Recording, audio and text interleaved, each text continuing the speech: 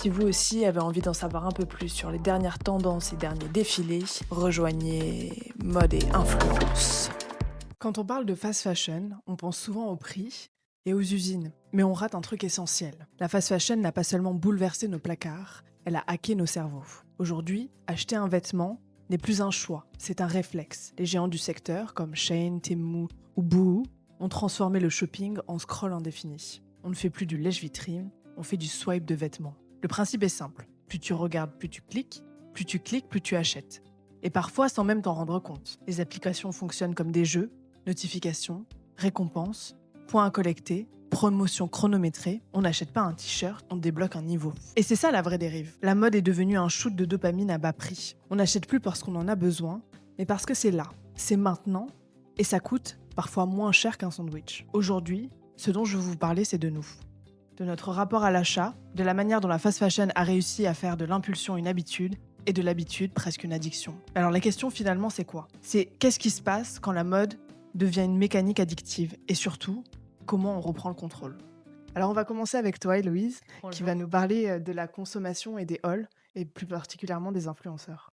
Oui, tout à fait. Alors je pense on est tous déjà tombés sur une vidéo, de haul et d'ailleurs ça explose, sur les réseaux sociaux, que ce soit TikTok, Instagram, YouTube. C'est des créateurs qui montrent leur achat fait, sur Shein, et ça marche très, très bien. Ça peut faire plusieurs centaines de milliers de vues. Souvent, c'est des hauls qui vont être très volumineux et aussi très chers. En fait, ça met en scène, la surconsommation. Parfois, les créateurs de contenu le savent très bien. Parfois, ils ne s'en rendent même pas compte. Et en fait, certaines influenceuses en font clairement un peu leur fond de commerce. Elles attirent justement leur public grâce à ces hauls où on les voit voilà, énormément acheter. Et parfois même, elles n'achètent pas, elles reçoivent directement de la marque ces vêtements. Et en plus, c'est quelque chose qu'on retrouve un peu dans tous les pays, parce qu'il y en a en France, mais même moi, je suis des influenceuses, par exemple, anglaises. Il y a Zara Ashcroft, Ça marche et énormément. ça fonctionne dans tous les pays. Ouais. Donc ouais, c'est une vraie tendance. Est-ce que tu pourrais nous parler peut-être de Shein et de combien de produits sont référencés par jour ? Ouais, tout à fait. Alors, il y a à peu près 8000 nouvelles sorties chaque jour sur C'est Shein. énorme. Oui, Ouais. c'est énorme. Pour comparer, ce qui va être Zara, H&M, ça va être plutôt, on va être sur une centaine de vêtements, ce qui est quand même déjà trop, on est d'accord. Mais Shein, c'est vraiment de l'ultra fast fashion. Zara, H&M, etc., c'est de la fast fashion. L'objectif, encore une fois, pour la plateforme Shein, c'est de proposer en fait toujours plus de nouveaux vêtements et en fait, ça va être toujours plus du coup de nouveaux contenus qui vont être faits sur TikTok, etc., etc. Donc, ça va encore pousser à la consommation et c'est un peu un cercle vicieux puisqu'on sait que les algorithmes ils favorisent aussi les contenus nouveaux. Voilà, c'est un peu le serpent qui se mord la queue. Moi, ma question, c'est pourquoi les internautes y passent le cap ? Parce qu'on sait très bien que ce sont des marques qui ont des dérives. On va en parler plus tard hein, avec vos chroniques respectives. Mais alors pourquoi on continue à vouloir acheter ? On sait surtout que les jeunes sont très friands de la plateforme.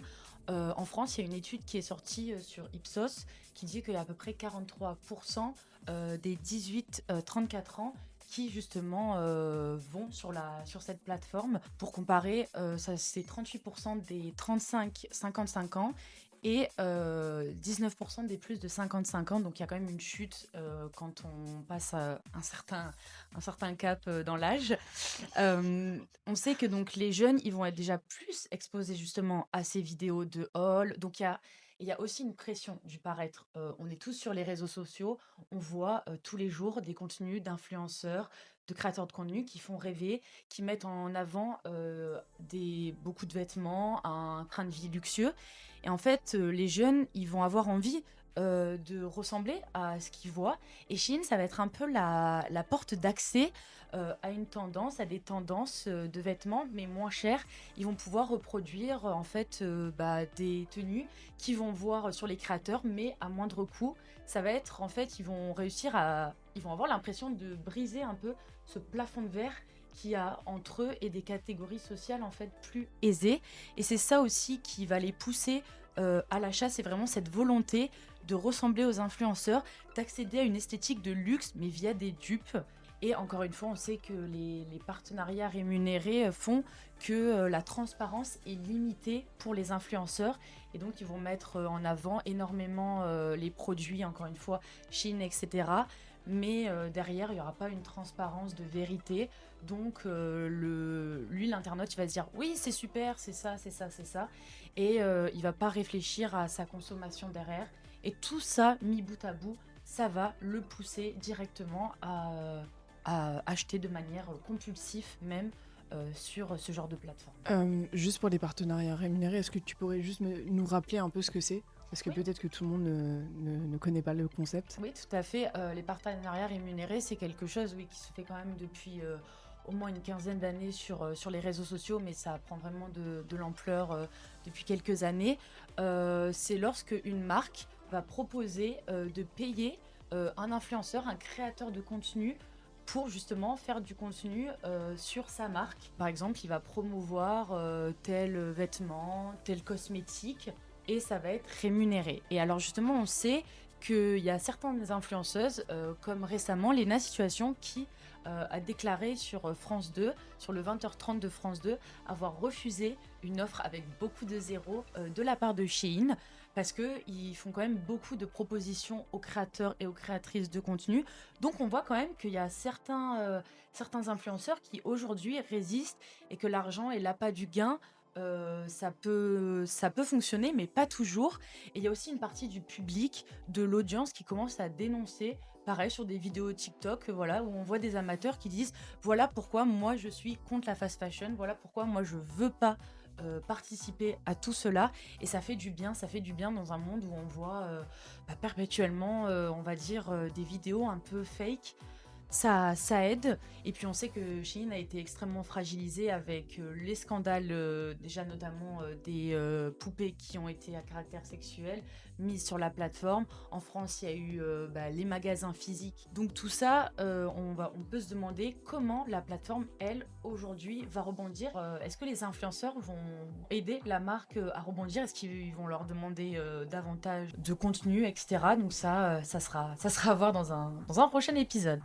À noter que par rapport au partenariat, jusqu'à une certaine période, sur les réseaux sociaux, c'était pas indiqué. C'est ce que j'allais dire, ouais. Maintenant, Oui, il y a une tout à obligation fait. de le Maintenant, mettre en petit dans les stories et dans les ans, vidéos. mais avant, donc Mm. c'était encore pire parce que du Ouais. coup, les gens étaient même pas, se rendaient pas compte que justement c'était Exactement. un haul finalement. Ouais. Mm. Là aujourd'hui c'est plus encadré, mais parce que justement la loi aide à faire prendre conscience de l'ampleur des réseaux sociaux, mais avant je pense que beaucoup de gens se rendaient pas encore compte. Oui, bah après on en parlera tout à l'heure avec Léa sur Oui, tout à l'aspect fait. juridique, mais c'est vrai que le droit a toujours un temps de retard par rapport aux situations, parce qu'il faut le temps qu'il la comprenne, qu'il s'adapte et qu'il puisse réguler les dérives. Ça paraît logique dans certains principes. Après, je trouve que ce qu'on peut rajouter sur la question des partenariats rémunérés, c'est que c'est quand même plus facile de dire non à un partenariat rémunéré quand tu as une communauté qui te suit et que tu as les moyens de pouvoir vivre de l'influence. Tout Et à donc fait. c'est le cas un peu avec Léna Situation. C'est que maintenant elle est établie, ça fait déjà plus de 10 ans qu'elle fait de la création de contenu, elle en vit, elle emploie des gens aussi pour travailler avec elle. Et donc c'est beaucoup plus facile de dire bah non, là ça me correspond ça, pas et je vais pas c'est ça. le faire. Mais je pense que le choix est pas aussi simple. Quand on a un micro-influenceur, Exactement. Et qu'on veut se lancer et devenir indépendant et entrepreneur grâce aux réseaux sociaux. Sachant qu'on peut vraiment se faire beaucoup d'argent. J'ai vu un truc qui est passé où il y avait une influenceuse chinoise qui faisait défiler des produits, un produit à la seconde, Ouais. et elle s'est fait 17,5 millions d'euros en un jour. Ouais, c'est énorme. C'est Sachant énorme. qu'en vrai, elle monte même pas le produit, à peine, elle le sort à Ouais, peine elle de le sa passe boîte. comme ça Ouais, et ouais. elle le fait comme ça. Ouais, j'ai vu le truc. Puis maintenant avec TikTok Shop, c'est encore pire, j'ai l'impression. Tout le monde peut s'y mettre. Même moi, on m'a proposé. Donc, tout le monde peut se mettre à. Devenir influenceur. Voilà, tout le monde peut devenir influenceur et proposer du contenu et être rémunéré pour ça. Je pense que c'est quand même un peu dangereux. C'est dangereux en même temps. Après, c'est ce que j'essaye de dire aussi, c'est qu'on peut pas non plus blâmer des gens qui essayent de vivre et d'être indépendants grâce bien à ça. sûr. Merci beaucoup pour ta chronique. Merci. On va passer maintenant à Thomas.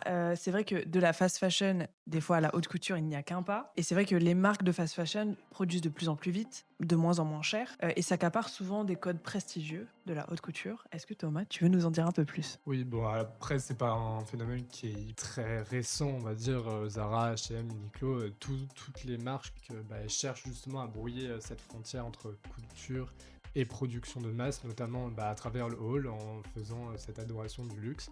D'ailleurs, le dernier en date, c'est le 17 novembre, donc c'était il n'y a pas si longtemps, c'est la nouvelle collection capsule de Zara, signée par Ludovic de Saint-Cernin. Alors pour ceux qui ne connaissent pas, c'est un jeune créateur français qui est déjà vraiment reconnu dans le milieu alors qu'il a commencé il n'y a pas très longtemps.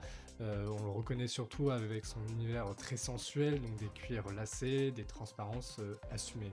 Et qu'est-ce que Zara reprend exactement? Et globalement tout, en fait. Tout est là, des robes satinées, mais piquées avec des clous, des chemises transparentes, des satins soyeux. Donc en vrai, c'est des coupes parfaites pour les fêtes de fin d'année, avec quand même une certaine touche queer, qui reprend des codes de la communauté queer. Si on regarde les défilés de Saint-Cernin, qui ont déjà eu lieu pendant les Fashion Week, en fait c'est exactement les mêmes silhouettes mais plus simplifiées avec évidemment sûrement des techniques beaucoup plus simples de création.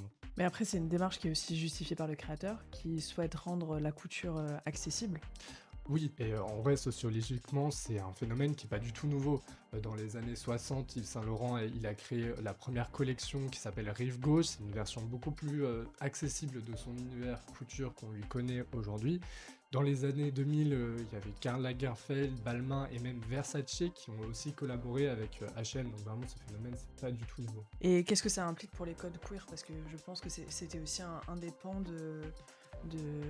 des créations du coup De Saint-Cernin, Saint-Cernin, ouais, ouais. pour la haute couture, et du coup qui ont été repris dans cette collection Zara, alors que en vrai ça n'a pas vraiment sa place. Ouais. Et là encore, du coup l'histoire de la mode nous aide à comprendre les subcultures queer, ou pour ceux qui n'auraient pas fait anglais LV1, la subculture de la communauté LGBTQIA+, ont souvent inspiré la haute couture d'un point de vue artistique, donc avec Jean-Paul Gaultier dans les années 80 et 90, avec Mugler et ses silhouettes hyper sexualisées, ou encore McQueen qui revendiquait les marges et les corps non normés. Mais à l'époque, leur utilisation, comme je disais, il y avait un sens artistique et politique. Avec Zara, on change de registre. On passe de l'expression donc créative à l'extraction des codes. C'est ce que le sociologue Dick Ebdige appelle dans son analyse des sous-cultures la récupération. En gros, tout est là, c'est un processus où le symbole marginal devient une marchandise neutre, commerciale, dès qu'il entre donc dans le marché de masse, notamment avec Zara. Et parce que les codes queer, c'est pas qu'une forme esthétique d'art, c'est vraiment né des marges de la société, dans des safe places, dans des clubs où la mode est servait comme moyen d'exister et d'exprimer son identité de genre. Et donc les intégrer en fait dans une chaîne industrielle comme Zara, c'est leur ôter totalement cette charge politique qui leur était un peu glorifiée avec notamment Saint-Cernin sur les défilés. C'était un hommage. Et là, c'est clairement une transformation en marchandise. D'un point de vue artistique, c'est un peu douteux. On sait vraiment, en vrai, ce que représente Zara et toutes ces grandes marques pour ces communautés, ces minorités, parce que historiquement, ce sont les premières qui sont piétinées par le système capitaliste qui est alimenté par ce genre de marques de fast fashion. Avec ce que tu nous as dit, est-ce qu'on peut vraiment dire que les collections deviennent couture, en définitive? D'un certain point de vue, oui, parce qu'en vrai, toutes les grandes marques, donc mainstream, comme j'ai cité, multiplient ces capsules designer. Même Zara, maintenant, a ouvert une branche atelier, où, soi-disant, ils utilisent des techniques beaucoup plus élaborées pour créer leurs costumes, alors qu'en vérité, il y a juste une augmentation des prix, hein. On reste quand même sur du plastique, principalement, et de la viscose. Du coup, le luxe, il devient surtout une vitrine d'accessibilité, comme tu disais, avec le haul.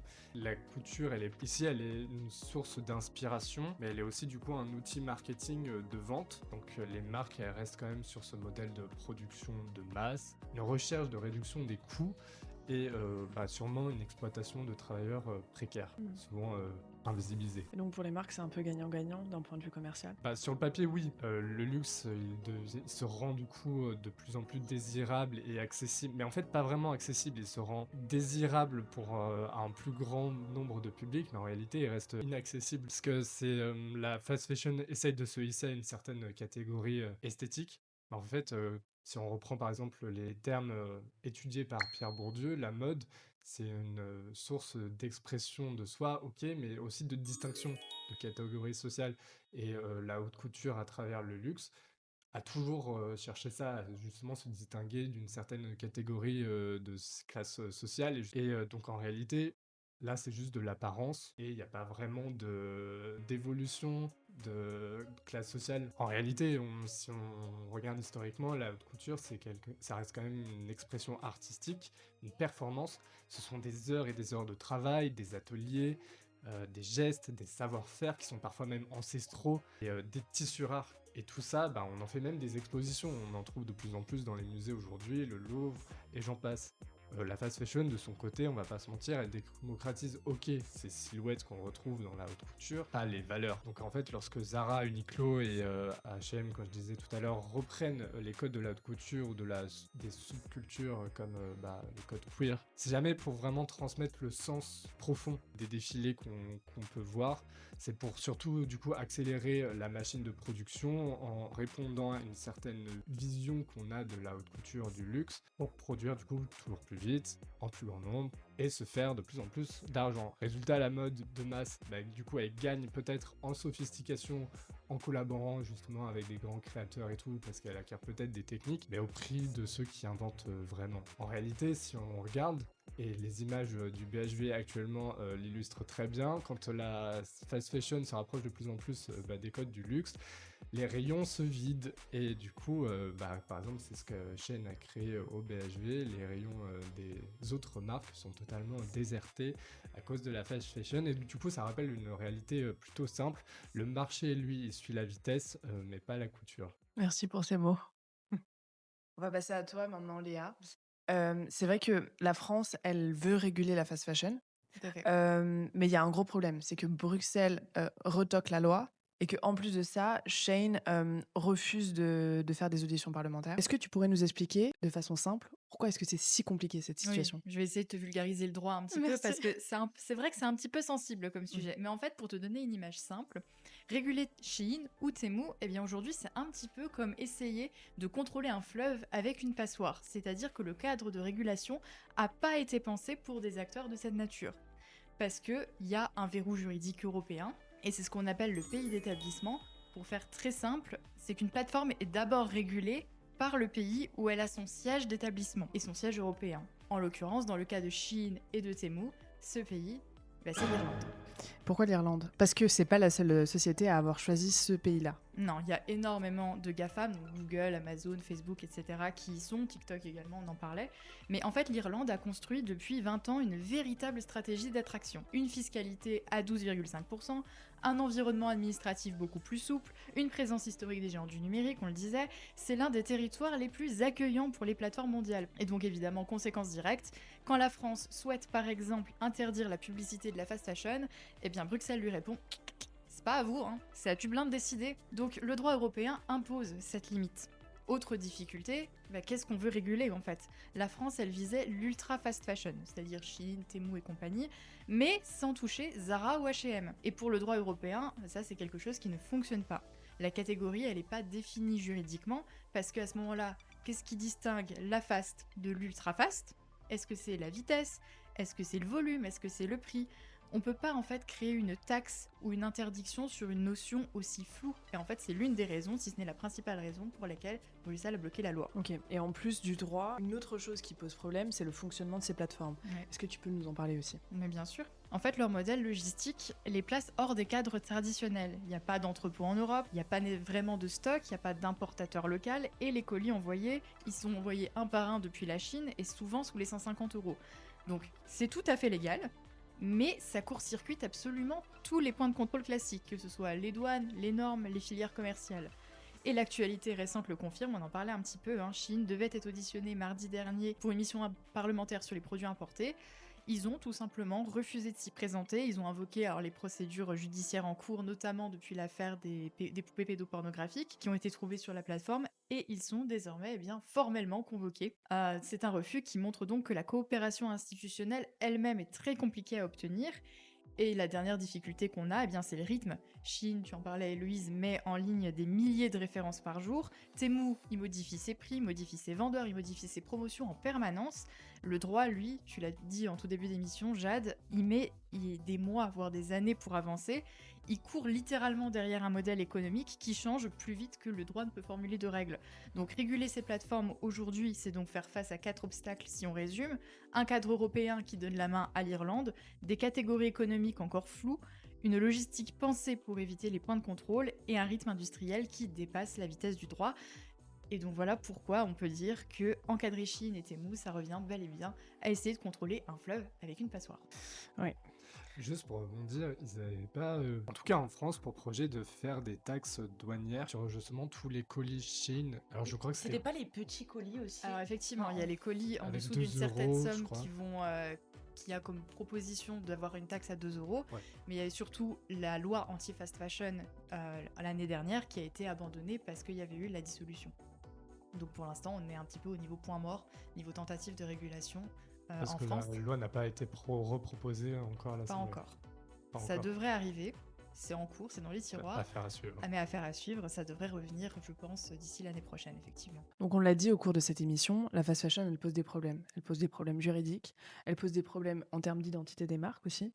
Mais le dernier problème qu'elle pose aussi, c'est toute la création de contenu et le fait de pousser les consommateurs à vouloir de plus en plus acheter. Ma question, en définitive, c'est quelle est la solution en dehors de la fast fashion? Quand on voit les dérives éthiques, les conditions de production et jusqu'au scandale hallucinant des P à caractère pédopornographique de Shein, on se dit que ça suffirait en théorie que les grandes enseignes arrêtent simplement de s'associer à ce genre de marque. Sur le papier, c'est facile, on coupe le lien. Dans la réalité, ça demander à un géant d'arrêter de regarder le profit, c'est beaucoup plus subtil et parfois très compliqué. Et pour nous, les consommateurs, c'est pas beaucoup plus simple. Effectivement, des alternatives existent. On a par exemple Marine Serre, qui est de la haute couture, absolument sublime. Le problème, c'est que c'est inaccessible pour 99% des gens. Après, on a des marques de prêt-à-porter, comme Ekyog, donc c'est une marque française, avec des matières qui sont impeccables, mais qui sont parfois en décalage avec l'air du temps. Et on se retrouve vite coincé. Alors une autre alternative, ça serait quoi? Ça serait le vintage. Le problème, c'est que le vintage, c'est le vrai. C'est celui qui a des odeurs, celui qui a des taches, celui qui a des vies d'avant, et celui qu'on idéalise, mais qu'on aime moins quand il faut vraiment le porter. Alors peut-être que la sortie du fast fashion, ce n'est pas une porte qu'on ouvre, c'est une question qu'on se pose. Et en définitive, sommes-nous prêts à renoncer au neuf, le neuf qui est parfait, à payer plus cher et à porter ce qui a déjà servi? Bien, j'ai pas la réponse à la question. Par contre, la solution n'est peut-être pas encore là, mais la réflexion, elle, a enfin commencé. Merci beaucoup pour vos chroniques. Merci Jade. Et on se retrouve dans un mois pour une nouvelle émission dans Mode et Influence.